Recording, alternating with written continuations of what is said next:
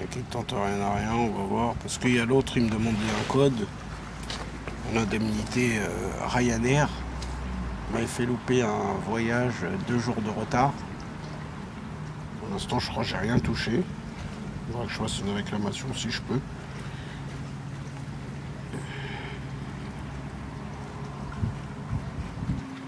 Alors, graduate monteur multimédia, bachelor animateur. C'est monteur.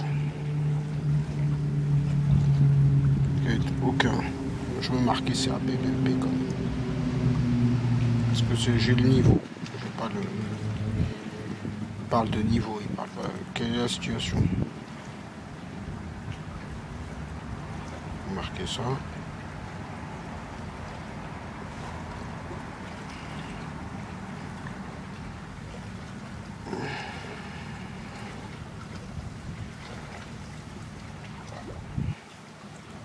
Je vais me mettre dans les papiers, arriver en France,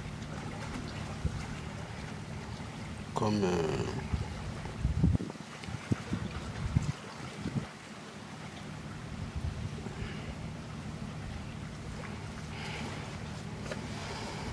j'ai 2-3 trucs à faire.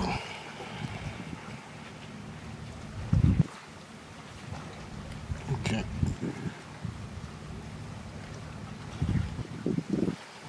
Un petit geste pour les enfants des rues? Désolé, non. Vous n'êtes pas sensible à ce qu'ils vivent? Enregistré, ils vont m'envoyer un mail, on verra. C'est pas le moment, j'ai de gros problèmes. Ah, vous croyez qu'il y a plus grave aujourd'hui qu'un enfant dans la misère? Attendez, je viens de vous dire que moi aussi, j'avais des soucis. Faut pas me culpabiliser. Les problèmes, faut pas se les inventer. C'est le problème du problème. Cogiter, c'est de la philosophie. C'est-à-dire que le problème du problème, c'est d'inventer un problème. Sinon, il n'y a pas de problème. Et commencez pas à jouer au mec généreux. Vous n'êtes pas bénévole. Tous les gens savent que vous êtes payé. Toi, t'en as rien à secouer du malheur des petits-enfants. Tu veux juste ton pognon. Sublimer le problème. Pour t'engraisser, espèce de petit connard. Le problème, il est médiocre. Le problème, il faut le mépriser. Il faut le réduire en miettes si on peut. Sublimer le problème, c'est le souci du problème. C'est le piège du problème.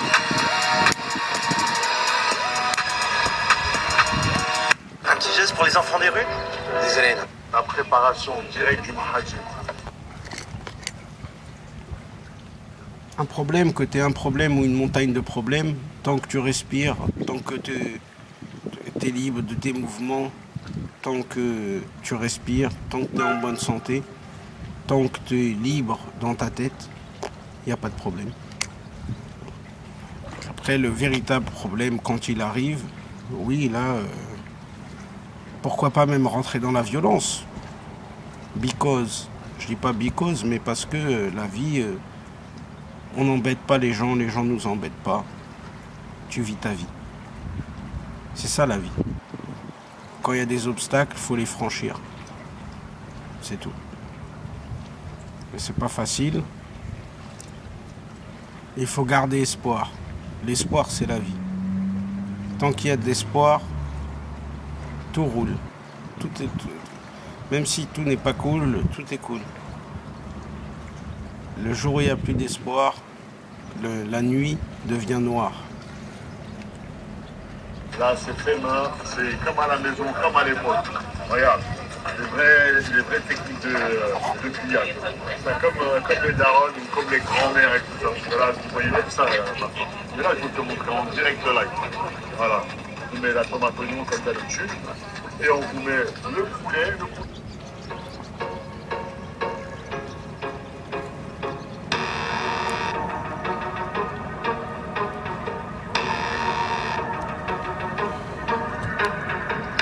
Un peu de chaleur l'objectif là. Comme il y a le soleil. Là, je suis pas d'accord, franchement. Je condamne fermement les racistes. Mais justement, c'est ce que je dis, c'est pas forcément les racistes.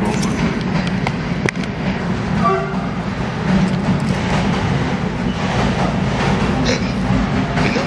Et puis là, vous insultez un peu une partie de votre audience. Ils ont pas obligé de nous écouter, pas besoin de le faire. Raciste, c'est pas la presse recte techniquement, c'est pas la contribution à l'audiovisuel. C'est quoi ça? Encore une dérive du capitalisme. Non, mais comme on sais, c'est les gens qui nous écoutent qui payent le... Il va falloir abolir les impôts. D'ailleurs, c'est pour ça qu'on aurait dû voter Mélenchon.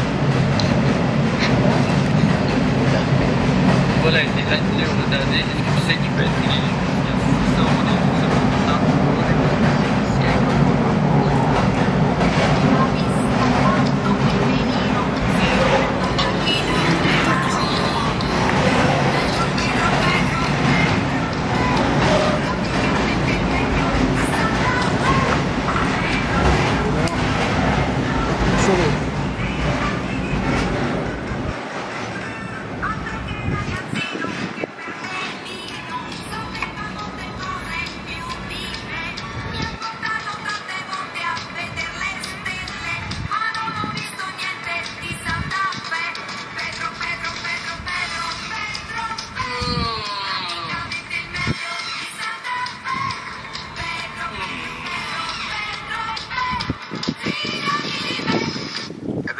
Ça sert plus à rien d'acheter des tickets de métro. Bah non. Ah bah j'ai fait le calcul. À partir des Jeux Olympiques, le ticket de métro il passe à 4 balles à Paris. D'accord. L'amende elle est d'environ 150 boules. Et moi j'ai fait mes calculs. En moyenne le métro ça me coûte 90 balles par mois. Tu fais à l'année 90 x 12 ça fait 1080 euros. D'accord. Et les contrôleurs RATP, vu que c'est des fonctionnaires et qui branlent rien de la journée, en moyenne ils me contrôlent une fois tous les 2 mois. Ce qui fait à peu près 6 fois dans l'année du coup. Donc si tu fais 6 fois 150 ça fait 900.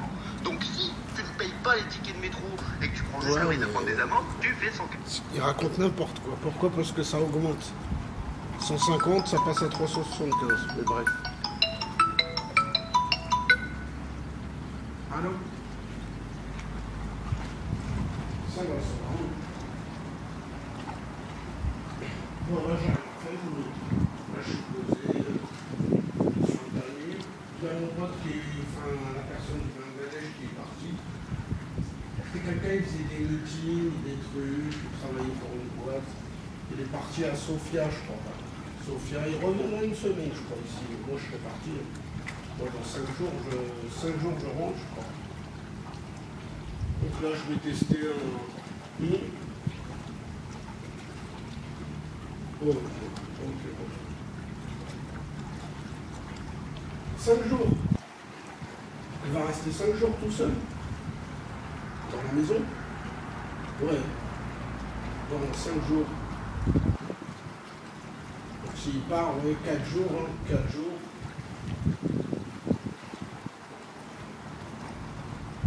Parce que ça fait 5 jours. Pourquoi? Parce que moi je risque de t'appeler, et soit je vais chez Samia, soit je rentre le matin. Non, si, ce qu'il faut que tu fasses, c'est que là, tu le séquestres jusqu'à demain soir, à peu près et tout, et après, tu le laisses sortir. Tu le laisses sortir 3 jours, 4 jours, lui, il sort. Il a l'habitude, ça va le faire sortir. Ça va le faire sortir. Il sent, il sait qu'on va revenir. Lui, déjà, il sent déjà que je vais revenir. Non, les chats, ils sentent. Les chats, ils ont des pouvoirs assez spéciaux. C'est pour ça, c'est quoi? C'est en gros, tu le gardes à la maison et après tu le laisses sortir. Tu le laisses sortir. Lui, il va sortir 2 jours, 3 jours, il va être content, il va se régaler parce que c'est l'été, il aime bien, il est content. Oui, le 3e jour, il va revenir, il va légèrement bouder pendant une journée, et puis moi je vais revenir. Mais encore, il ne boude pas, lui. Lui, il ne boude pas, il passe vite à autre chose. Il est fort quand même, comme chant. Ça veut dire, il va voir, il va dire, oh, il n'est pas là, il va dire, oh, bon, il s'en fout, mais il continue sa vie. Non, lui, je m'inquiète pas pour le noir. Le noir, il a une vie de chasseur, une vie de bohémien. Ouais, l'autre c'est plus craintif, mais le noir, il a une vie de bohémien, il a une vie de chasseur, une vie d'aventurier. Donc lui, au contraire, ça va l'arranger. Il va sentir le truc, il va se dire, ah oui, ça rentre dans quelques jours, donc du coup c'est un bonus pour moi, lui il va me prendre comme un... Ouais.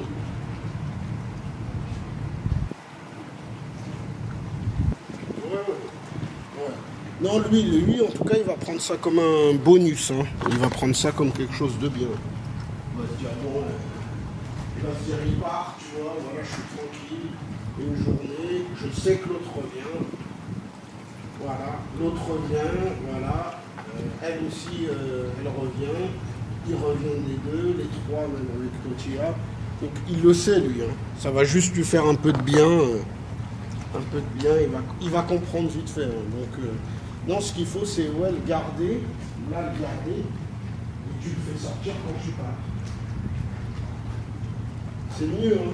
Parce que si tu le laisses sortir et tout, celle-là, il va être un peu frustré, un peu encore, pas beaucoup. Hein. C'est un sauvage, c'est un chat sauvage. C'est un chat, il reste 10 jours dehors, lui, il s'en fout. C'est nous, on calcule le temps, lui, il ne calcule pas le temps, lui. Lui, il sort, il fait ses trucs, il est encore jeune. Non, il ne faut pas s'inquiéter. Non, pas encore vraiment, mais je vais en acheter un. Si, peut-être je vais en acheter, peut-être que je vais arriver. Je vais voir ça. J'essaye de me balader, voir les boutiques et tout, mais c'est vrai que l'après-midi, quand il fait chaud, t'as pas envie de te balader dans les boutiques. Ici, c'est un peu comme il y a le port. Hein. Là, je suis sur le port, là, je suis au frais. Hein. Et c'est vrai que dans la ville et tout, c'est plus à partir de 6 heures, le soir, et c'est vrai que ça ferme à 9h30, les magasins, 9h. Donc, t'as pas beaucoup de temps pour visiter, pour voir. Mais je vais essayer encore de balader là, je vais aller dans un autre coin. Je crois que je vais aller dans un centre commercial. Soit là, soit lundi, mardi. Il y a un centre commercial, et le centre commercial, on va dire, il n'est pas cher. Ça peut prendre moitié de prix qu'on trouve. Donc je verrai, je pourrais peut-être un truc là-bas. Mais sinon, moi, ça va.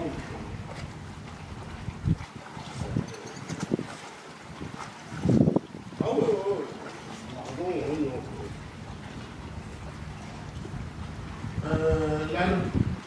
L'Albanie, c'était un peu plus aventuré.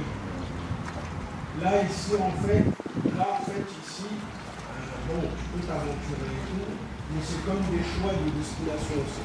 Tu es à tel endroit, tu pars à tel endroit et tout. Tandis que c'est vrai que l'Albanie, vu que c'est beaucoup plus petit, et plus mobile. Ça ne veut pas dire en une journée tu vas repartir à la capitale, mais c'est vrai que c'est concentré en fait. C'est c'est-à-dire que j'ai sous-estimé l'Albanie sur ça. C'est vrai que l'avantage de l'Albanie, c'est concentré en fait, c'est tout petit. Donc tu as pas mal de choses à droite à gauche, et c'est vrai que c'est pas loin.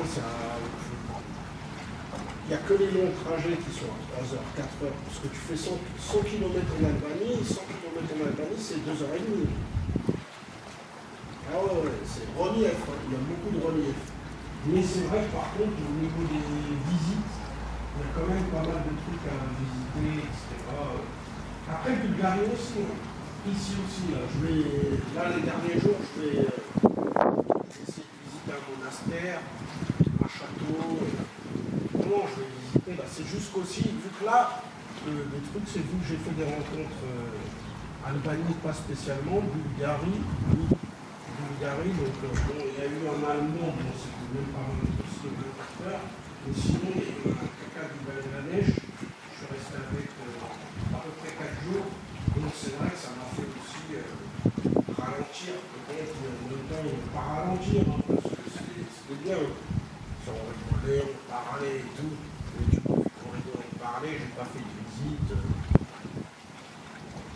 Mais ce voyage, il est un peu plus. Déjà, ce voyage, il est plus court. C'est 15 jours, 2 semaines, quoi. Oui, ça fait 15 jours, 14 jours, 2 semaines. Le voyage, il est plus court et. Je sais pas, moi, j'ai bien aimé aussi cette ville-là, Rosé. Tu sais, il y a beaucoup de malades aussi, il y a beaucoup de gens, il y a énormément de gens. C'est un peu comme en Espagne, même en France, là, comment ça s'appelle en France? Lourdes. Il y a beaucoup de malades. Il y a un hôpital. En fait, il y a beaucoup de gens, je vois, en chaise en petite voiturette, en fait, comme une chaise roulante avec un caddie devant, là. Tu vois, c'est comme une petite, une grosse trottinette, quoi, entre une trottinette et un scooter électrique. En fait, c'est des gens, beaucoup, il y a quand même dans cette ville après. Moi, personnellement, ça me touche sans me toucher, parce que justement, c'est que c'est une belle ville. Il y a beaucoup de malades qui se baladent sur le port, en voiture, en petit truc là, électrique, leur petite voiture électrique, leur petit truc. Parce que oui, c'est un bon environnement. Ici, il y a un bon environnement. Donc il y a pas mal de malades qui se baladent et tout. Mais c'est non, c'est reposant. Les oiseaux, beaucoup de mouettes. Il y a énormément de mouettes. Des mouettes, il y en a des milliers et des milliers. Les mouettes ici, c'est leur territoire. Le Danube, c'est le territoire des mouettes. Et moi, je ne savais pas, une mouette, c'est énorme. Les mouettes, il y en a, elles pèsent, on dirait, on dirait gros comme un chat. Je dis, putain, ils sont lourdes, les... Non, elles sont costauds. Elles sont costauds, elles sont limite, comme on dit des mouettes, comme on dit un peu pain-bêche. Mais pain-bêche, c'est pas des femmes, les mouettes. Il y a des hommes, il y a des femmes. Mais c'est vrai qu'ils sont vislards sur toi. T'as de la bouffe, ils prennent de la bouffe. C'est leur territoire. C'est leur territoire. C'est leur territoire. Elles se baladent tranquillement dans la fontaine en plein centre-ville. Puis même les gens les respectent. Hein. Tu vois, les gens, il n'y a aucune personne en Bulgarie qui jette des cailloux sur une mouette. Non, ils respectent. Ils respectent. Ils respectent beaucoup. Donc, non, c'est un bon environnement. Après, c'est vrai qu'à y rester des lustres, peut-être pas. Mais c'est reposant, quoi. C'est reposant. Il y a énormément d'oiseaux, en fait, énormément, c'est étonnant, d'oiseaux qui, sur le Danube, qui flottent sur l'eau. En fait, ils se mettent sur l'eau, ils se laissent emporter. Et je crois peut-être qu'ils inspectent pour manger en même temps. Parce qu'ils sont sur l'eau, je pense qu'ils se baladent sur l'eau. Non, même pas, en plein Danube. Hein. Donc, même pas sur les côtes. Hein. Ils sont, parce que le Danube, il est énorme. Hein. Il fait au moins 500 mètres de large. Je pense qu'ils regardent, la tête, ils regardent dans l'eau de temps en temps, etc. En fait, ils se laissent porter par les oiseaux, les mouettes se posent sur l'eau, elles se laissent porter par le courant. Et oui, on a l'impression qu'elles regardent dans l'eau. De temps en temps, elles vont pêcher, elles mettent la tête. C'est leur technique de pêche, quoi. Au lieu de pêcher, c'est de voler et regarder les poissons. Peut-être elles ont du mal avec le trouble. Là, elles se posent sur le Danube et puis elles plongent la tête, elles chassent, je pense. Et en même temps, elles se baladent. Mais des centaines et des centaines d'oiseaux blancs, c'est les mouettes, des centaines et des centaines. Elles se posent sur le Danube, elles se laissent emporter par le courant. Et puis après, au bout de 3 heures, elles volent 10 minutes, elles reviennent au point de départ.